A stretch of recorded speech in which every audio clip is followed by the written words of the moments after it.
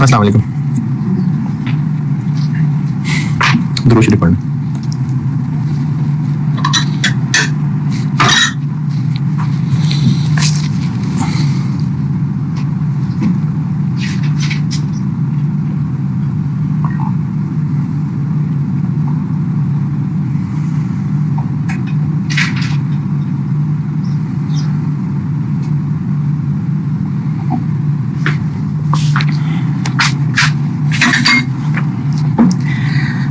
अच्छा, money market की exam practice कराऊंगा। ये फॉरवर्ड साथ मिला लूं, फिर कराता हूं फॉरवर्ड। हमें फॉरेन करेंसी रिस्क क्या है कि हमने कल को फॉरेन करेंसी कैश फ्लो करना है और टेंशन किस बात की है कि एक्सचेंज रेट पता नहीं क्या है। तो वो जो पता नहीं है हमें वो टेंशन है। मनी मार्केट से क्या हो रहा है कि हम लोग इंटरेस्ट रेट्स का सहारा लेके तो करेंसी रिस्क खत्म कर रहे हैं। यानी हम लोग कल जो पैसे कन्वर्ट करने थे हम आज ही कर रहे हैं, लेकिन आज तो हमारे पास पैसे नहीं है, तो फिर हम बोरिंग लेंडिंग का सहारा ले रहे हैं। यानी वो जो कन्वर्जन कल करनी थी हम वो कन्वर्जन आज कर रहे हैं। देखिए मनी मार्केट में भी हम कर रहे हैं कन्वर्जन, लेकिन रिस्क कैसे खत्म हो रहा है? यार इनमें से नहीं है किसी का ये दे दो, फिर नहीं है मेरे नीचे फैसिलिटीज। अच्छा चलो ठीक है, वालेकुम अस्सलाम।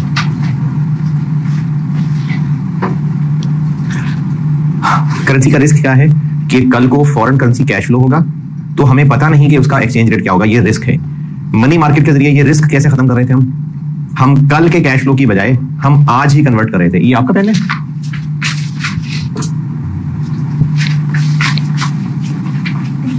हम लोग मनी मार्केट हेज से रिस्क ऐसे खत्म कर रहे हैं कि जो कल हमने कन्वर्जन करनी थी वो हम आज कर लेते हैं, लेकिन आज तो पैसे नहीं है तो फिर हम वो बोरिंग और लैंडिंग का इस्तेमाल कर रहे हैं, बोरो कर रहे हैं। इनफैक्ट आज पैसे नहीं है तो हम बोरो कर रहे हैं या फॉरेन करेंसी बोरो कर रहे हैं या लोकल करेंसी बोरो कर रहे हैं, लेकिन बोरो कर रहे हैं, बोरो करते हैं और इन्वेस्ट कर देते हैं। रिस्क कैसे खत्म हो रहा है? जो कल कन्वर्जन करनी थी वो आज कर रहे हैं। फॉरवर्ड से रिस्क ऐसे खत्म होगा कि हम कन्वर्जन कल ही करेंगे, लेकिन किसी से वो रेट पहले ही तय कर लेंगे, तो ये फॉरवर्ड है। अच्छा वो किसी कौन होगा? जनरली वो किसी बैंक होगा। ये मिसाल से बताता हूं, company A will receive $50,000 on 31 मार्च, यानी आफ्टर 3 महीने। ये मैं आपको एग्जांपल से बता रहा हूं। तो it enters into a forward contract with a bank to sell these dollars at rupees 50,000।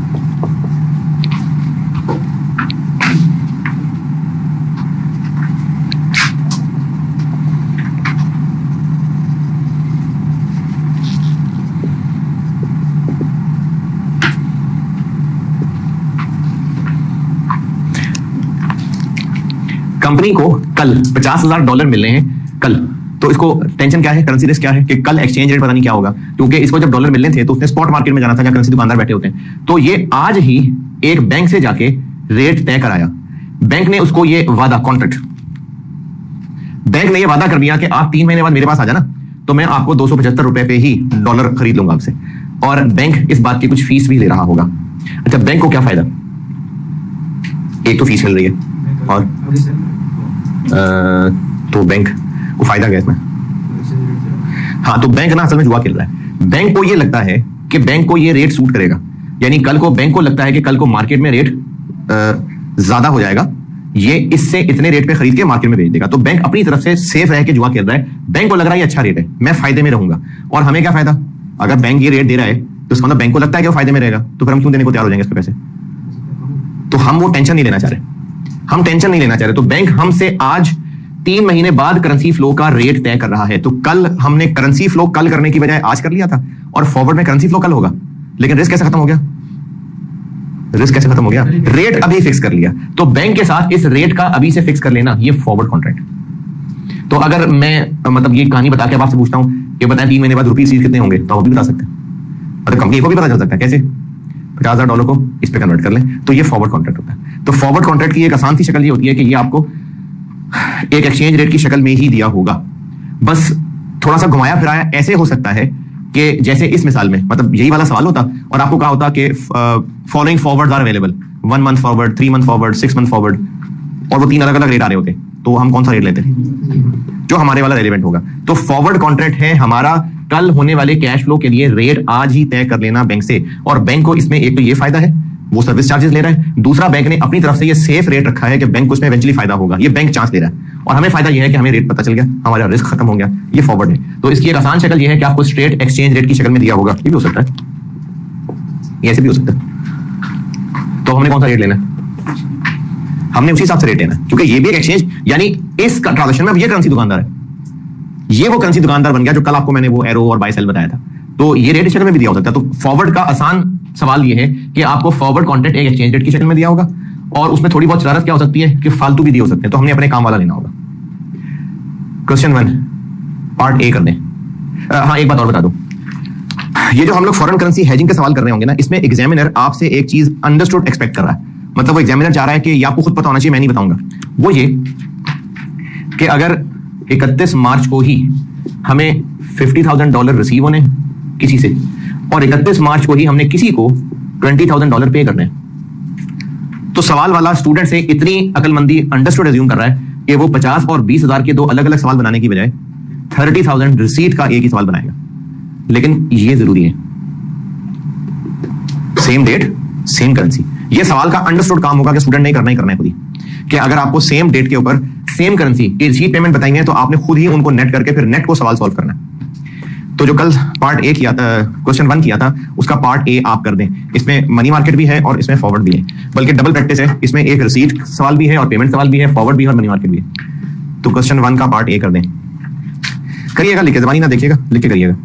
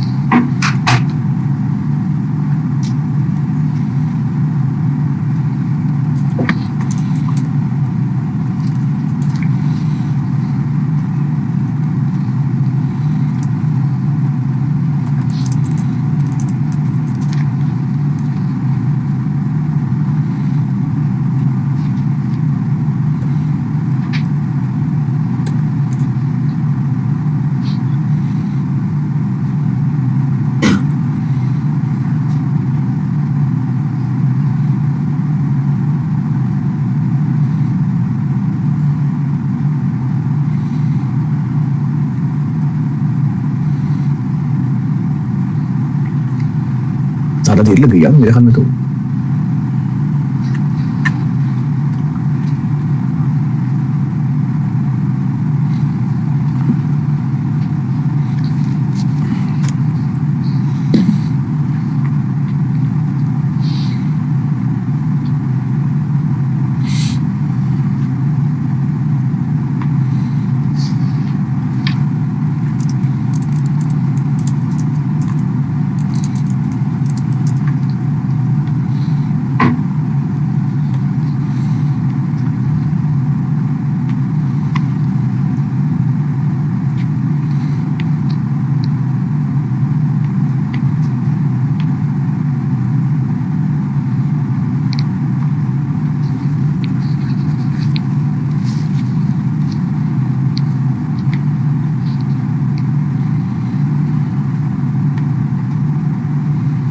हाँ जी,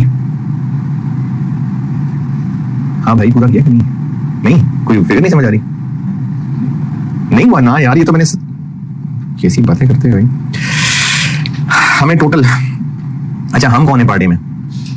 केसी पाक। केसी पाक, हमने सिर्फ केसी पाक बन के सोचना है। केसी पाक को 5.1 स्टर्लिंग पे करने हैं, 4 मिलियन स्टर्लिंग रिसीव करने हैं, तो नेट 1.1 स्टर्लिंग पे करने हैं। तो पेमेंट का सवाल हो गया 1.1 मिलियन का।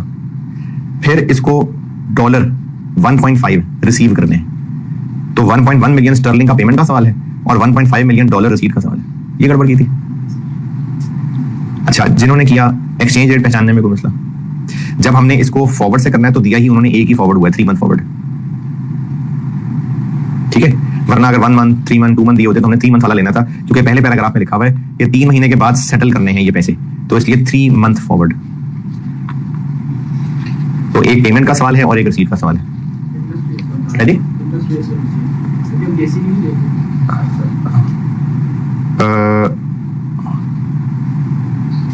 केसी पाक के ना, हाँ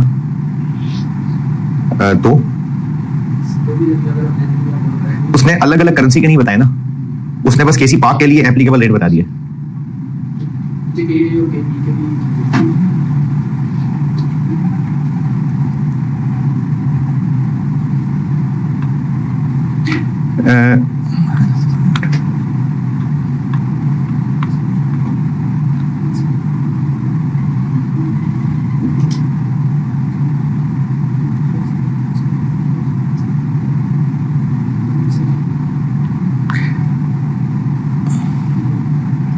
अच्छा,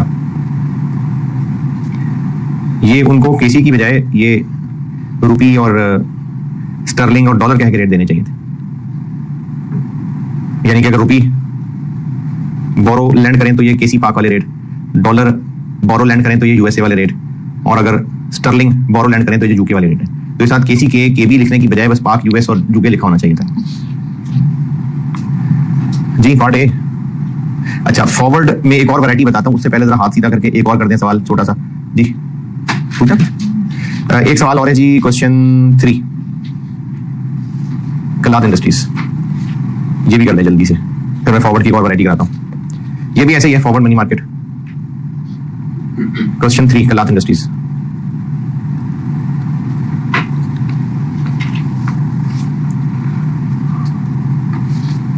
इसमें भी सेम डेट की रिसीट पेमेंट है, तो नेट करना नहीं भूलना। क्वेश्चन 3 कलात इंडस्ट्रीज।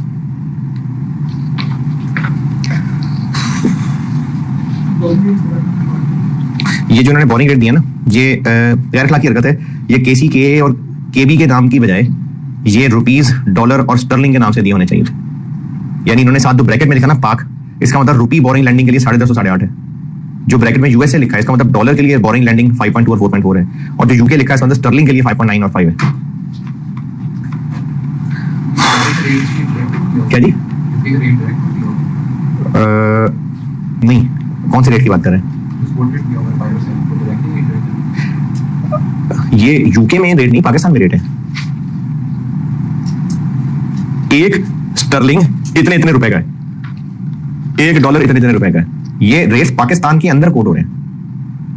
देखिए उसने नंबर्स के साथ रुपीस लिख दिया है, और ऊपर है 1 स्टर्लिंग 1 डॉलर, यानी वो नीचे है रुपीस पर डॉलर, रुपीस पर यूके। दोनों रेट्स पाकिस्तानी मार्केट में करेंसी दुकानदार कोड कर रहे हैं। क्योंकि सवाल केसी पाक का सवाल है ना सारा, जो पार्ट ए है वो केसी पाक के लिए सवाल बनाया हुआ है, मतलब पाकिस्तानी कंपनी, तो ये पाकिस्तानी कंपनी को जो एक्सचेंज रेट्स दिए हुए हैं ये पाकिस्तान की ही दुकानों से रेट पता किए हैं इसने, तो ये डायरेक्ट कोट है, ये बाय सेल से भी पता चल रहा है कि डायरेक्ट कोट है। ऊपर हेडिंग में यूके लिखने का मतलब नहीं है कि यूके में ये रेट है, ये है ₹134 पर 1 स्टर्लिंग।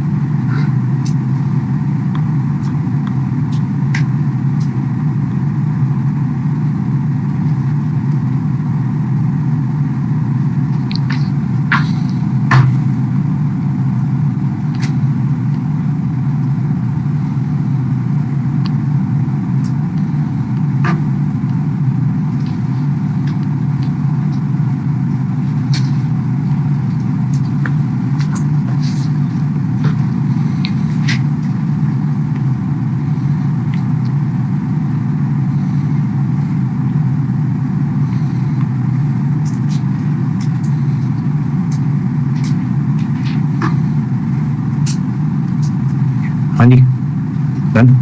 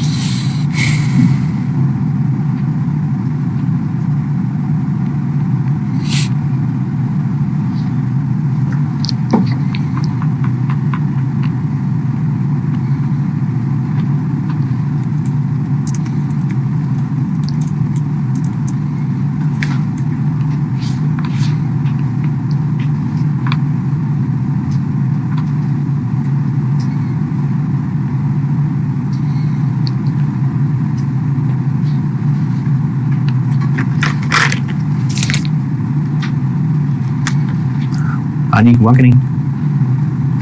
कोई रेट में मसला, कोई अमाउंट में मसला?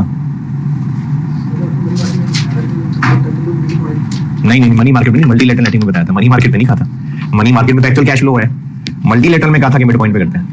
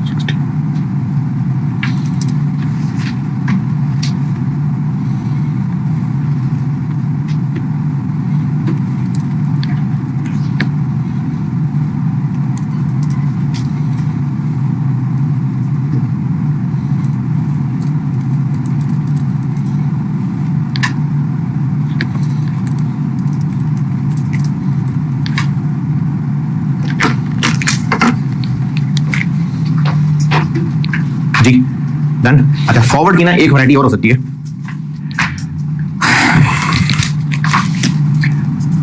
पाकिस्तान में स्पॉट है रुपीज पर डॉलर 280 284, और ये जो एक्सचेंज रेट है, चाहे डायरेक्ट हो चाहे इनडायरेक्ट हो, ये किसकी प्राइस है? किस करेंसी की प्राइस है? फॉरेन करेंसी की। किस करेंसी की प्राइस है? फॉरेन करेंसी की। चाहे डायरेक्ट कोट है चाहे इनडायरेक्ट कोट है, ये बाय सेल फॉरेन करेंसी के लिए, क्योंकि प्रोडक्ट फॉरेन करेंसी है। अगर एक दुकानदार कस्टमर को ये कहता है कि ये जो चीज अभी मिल रही है ना, ये कल प्रीमियम पे मिलेगी, यानी महंगी हो जाएगी कि सस्ती हो जाएगी? प्रीमियम महंगी हो जाएगी, डिस्काउंट पे मिलेगी, सस्ती हो जाएगी। तो बैंक भी हमें इस तरह की बात कर सकता है। बैंक हमें कह सकता है कि हम बैंक के पास गए 3 मंथ फॉरवर्ड लेने के लिए, तो बैंक ने कहा जी मैं आपको 3 मंथ का फॉरवर्ड करके देता हूं, और 3 मंथ फॉरवर्ड ये है कि 3 मंथ फॉरवर्ड प्रीमियम है रुपीज पर डॉलर 2.5 और 2.8। हमें बैंक ने 3 मंथ फॉरवर्ड रेट देने की बजाय फॉरवर्ड प्रीमियम दे दिया। इसका मतलब बैंक ये कह रहा है कि मैं 3 महीने बाद जो आपको रेट दे रहा हूं वो इतना महंगा है। किससे महंगा? स्पॉट से। तो अगर सवाल में आपको प्रीमियम दिया हुआ है तो खुद ही फॉरवर्ड रेट बना लें। तो 3 मंथ फॉरवर्ड हम खुद बना लेते हैं। 3 मंथ फॉरवर्ड कैसे बना लें? स्पॉट में ये ऐड कर लें, तो रुपीज पर डॉलर, इसमें ये ऐड और इसमें वो ऐड, 282.5 और 286.8। और अगर बैंक कहता है 3 मंथ फॉरवर्ड डिस्काउंट है तो माइनस कर देते। अच्छा, एक और चीज, यूके चलते हैं। यूके में स्पॉट था डॉलर ओवर स्टर्लिंग 1.35 1.38। यूके में, ये यूके की मार्केट है। यूके वाली कंपनी अपने बैंक के पास गई और उन्होंने कहा कि हमें 3 मंथ फॉरवर्ड दे दें। उन्होंने कहा 3 मंथ फॉरवर्ड ये लें, 3 मंथ फॉरवर्ड प्रीमियम है।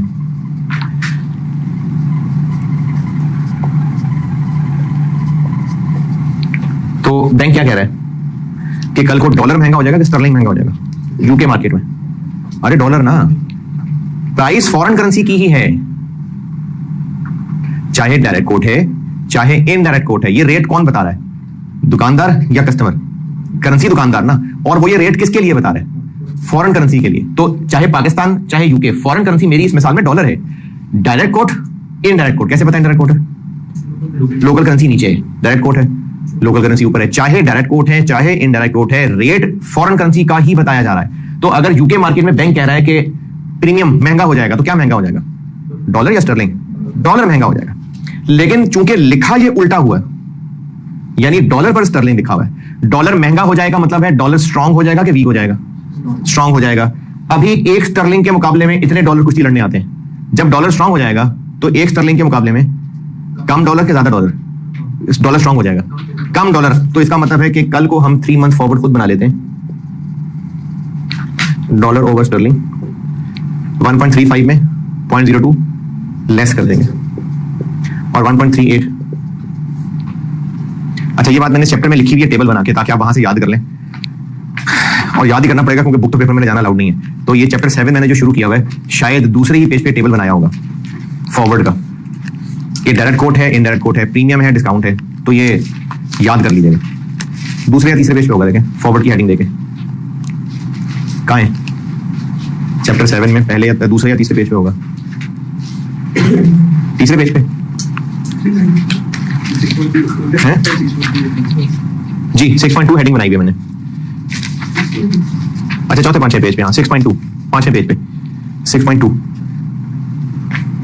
तो ये एक मैंने टेबल बनाया हुआ है, फॉरवर्ड प्रीमियम दिया हो तो क्या, डिस्काउंट दिया हो तो क्या। अगर डायरेक्ट कोट है और प्रीमियम दिया हुआ है तो ऐड कर दें, इनडायरेक्ट कोट है तो लेस कर दें, और डिस्काउंट दिया हुआ है तो उल्टा है। तो अगर आपको फॉरवर्ड रेट देने की बजाय सवाल वाला फॉरवर्ड प्रीमियम और फॉरवर्ड डिस्काउंट दे रहा है, तो आप ये पहचाने पहले कि डायरेक्ट कोट है कि इनडायरेक्ट कोट है। तो अगर डायरेक्ट कोट है तो प्रीमियम को ऐड, डिस्काउंट को लेस, इनडायरेक्ट कोट है तो डिस्काउंट को ऐड, प्रीमियम को लेस।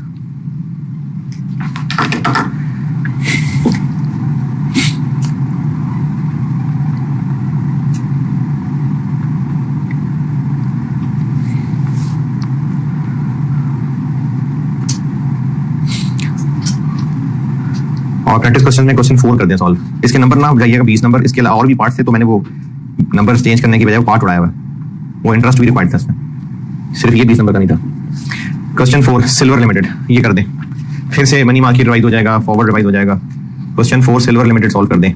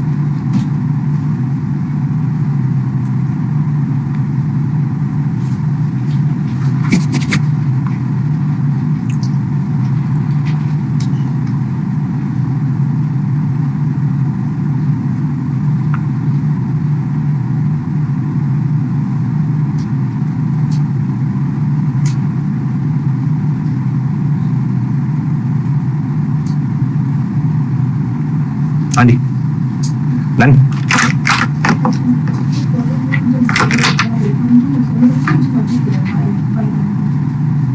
कल आप शुरू से नहीं थी क्लास में? ये जो एक्सचेंज रेट्स हैं, ये देखें, एक हम हैं, एक हमारा डेटर क्रेडिटर है,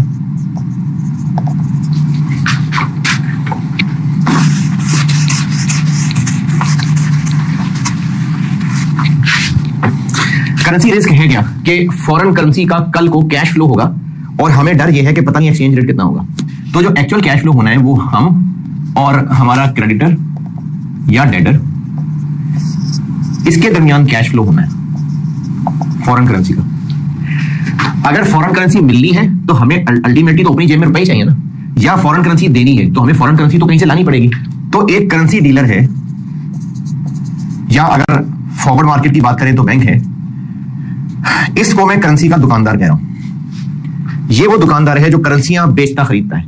अगर हमने पैसे देने हैं तो हम इसके पास जाएंगे, बल्कि मैं मार्कर चेंज करके बताता हूं।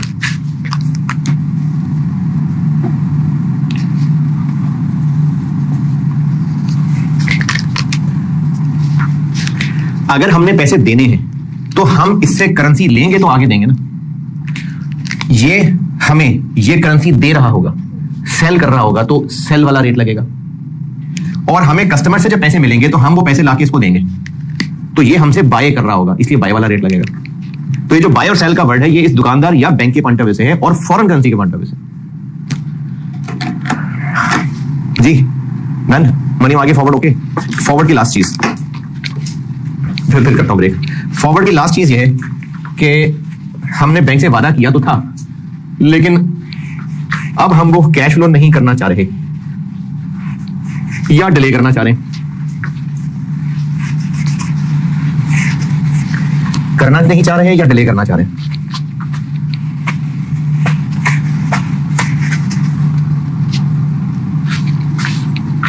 तो इसके लिए जो हरकत की जाती है उसको कहते हैं forward close out. Forward close out.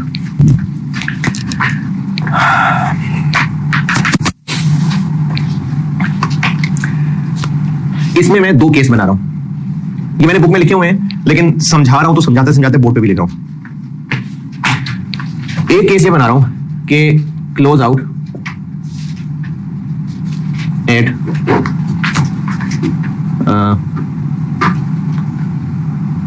Agreed cash flow date, यानी जिस दिन एग्जीक्यूशन होनी थी उस दिन आके हम कर रहे हैं। इसको एग्रीड कैश फ्लो डेट कहूं या ट्रांजैक्शन डेट कहूं? ट्रांजैक्शन डेट कह दूं, यानी जिस दिन असल में कैश फ्लो होना था उस दिन ट्रांजैक्शन डेट कह लेता हूं।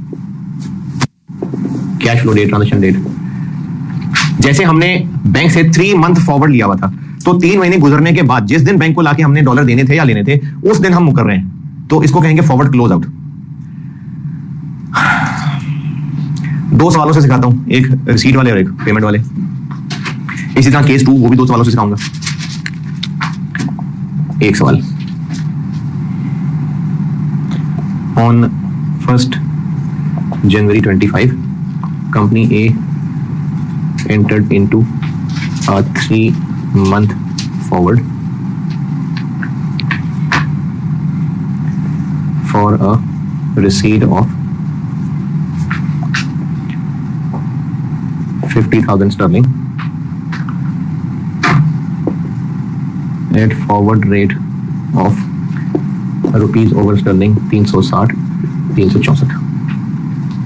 1 जनवरी 25 को हमने बैंक के साथ एक 3 मंथ फॉरवर्ड किया क्योंकि हमें 50,000 स्टर्लिंग आने थे। ये रेट बैंक के साथ तय हो गया। ऑन 31 मार्च 25, यानी जिस दिन का वादा था, customer defaulted and did not पे 50,000 स्टर्लिंग। अब हम बैंक के सामने शर्मिंदा हो गए, पैसे ही नहीं आए। तो अब बैंक को जाके हमने ये बात बताने के लिए, सॉरी पैसे नहीं आए हमें, तो बैंक जो हमारे साथ करेगा उसको कहेंगे क्लोज आउट। तो स्पॉट रेट ऑन 31 मार्च 25 $50,000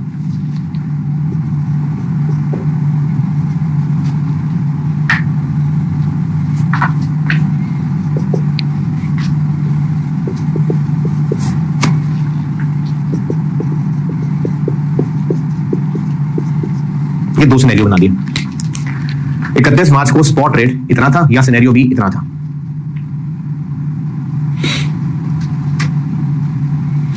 तो हमने 1 जनवरी को बैंक को वादा किया हुआ था कि जब 31 मार्च का दिन आएगा 3 मंथ फॉरवर्ड तो हम लाके 50,000 स्टर्लिंग आपको देंगे, और बैंक ने हमें ये रेट दे दिया था। लेकिन 31 मार्च पे कस्टमर डिफॉल्ट कर गया, पैसे उसने कोई नहीं दिए। अब हम बैंक के सामने शर्मिंदा हो रहे हैं जाके। तो अब जो काम होगा वो क्लोज आउट है।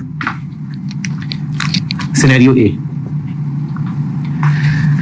चूंकि फॉरवर्ड कॉन्ट्रैक्ट बाइंडिंग कॉन्ट्रैक्ट होता है तो फॉरवर्ड तो एग्जीक्यूट होगा।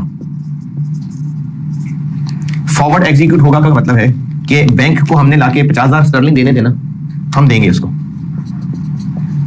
कितने रुपए पे?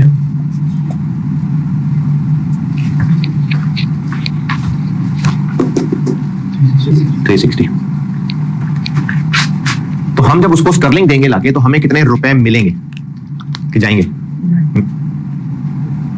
हम उसको स्टर्लिंग देंगे, उससे रुपए ले लेंगे, तो कितने रुपए मिलेंगे हमें? कितना? 18,000 बस। लेकिन हमारे पास तो स्टर्लिंग ही नहीं है, तो बैंक कहेगा मुझसे ले लो। कस्टमर से आते तो बैंक को दे देते, आई नहीं कस्टमर से तो बैंक कहेगा मुझसे ले लो। तो बैंक से हम स्टर्लिंग कितने पे लें? अब हम देखें, फॉरवर्ड जो था वो पूरा करेंगे, वादा पूरा करना है। तो फॉरवर्ड क्या था कि हम बैंक को स्टर्लिंग ला के देने वाले थे, हम देंगे और इतने रुपए ले लेंगे। लेकिन कस्टमर से आते तो देते ना, तो हमारे पास तो आए नहीं, तो बैंक कहेगा मुझसे लेके मुझे दे दो। लेकिन अब चूंकि उस दिन हम ये नया काम कर रहे होंगे तो किस एक्सचेंज रेट पे? स्पॉट पे। तो उस दिन हम बैंक से ही स्टर्लिंग खरीद के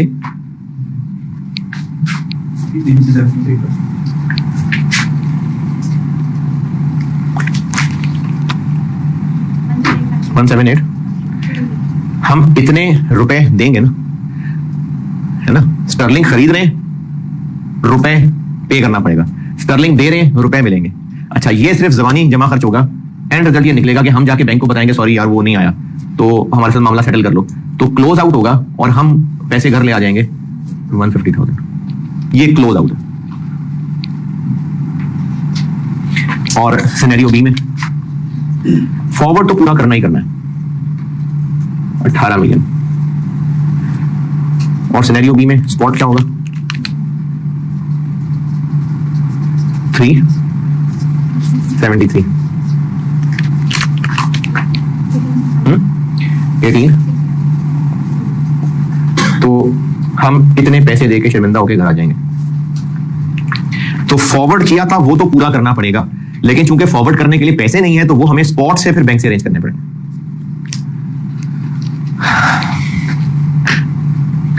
अगर ये सिनेरियो हुआ तो हम बैंक के पास जाएंगे, ये सिनेरियो हुआ तो मुझ पते फिर रहे होंगे, बैंक हमारे पास आ जाएगा।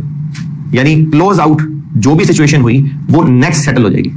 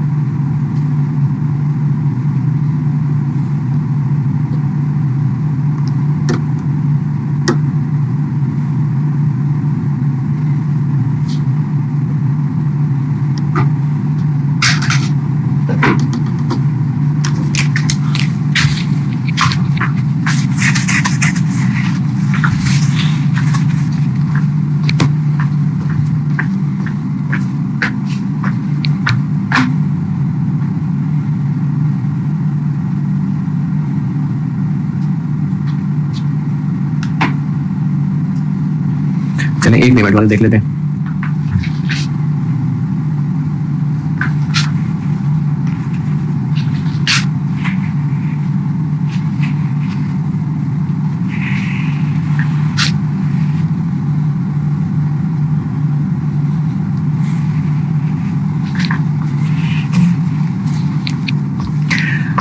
हमारा हमारा कोई चीज खरीदने का इरादा था और 2 महीने बाद हमने पैसे देने थे $180,000, तो हमने किसी बैंक से 2 मंथ फॉरवर्ड कर लिया इतने पे। लेकिन 28 फरवरी को हमारी डील हो गई कैंसिल।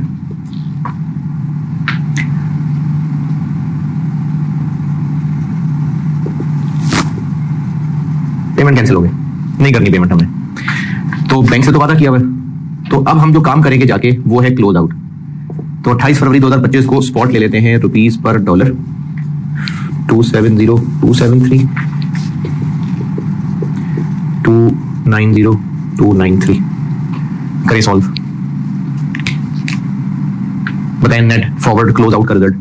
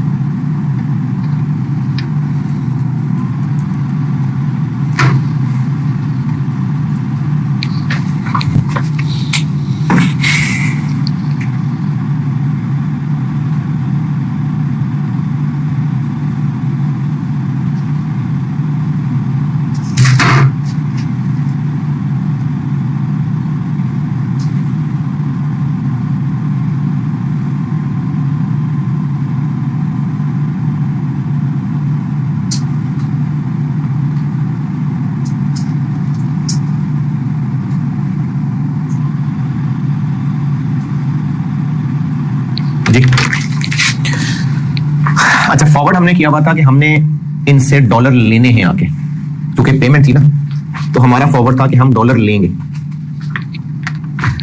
हमने बैंक से जाके डॉलर लेने थे, तो चूंकि हम वादा कर चुके थे तो फॉरवर्ड पूरा होना ही होना है। $180,000 284, हमने इतने डॉलर लेने का वादा किया था, हम लेंगे। 520 आउटफ्लो, क्योंकि हमने डॉलर लेने हैं ना तो रुपए देंगे। अब हमारे हाथ में आ गए डॉलर, लेकिन वो तो सप्लायर ही नहीं है जिसको डॉलर देने थे, तो बैंक कहेगा अच्छा मुझे वापस कर दो, तो हम बैंक को वापस दे देंगे 270।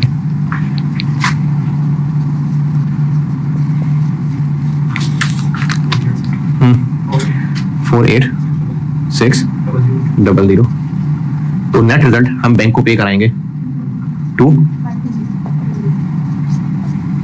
और सिनेरियो बी के अंदर फॉरवर्ड में तो इतने रुपए जेब से जाएंगे, लेकिन अब हम बैंक को ये डॉलर कितने का दे आएंगे 290। 5220 10।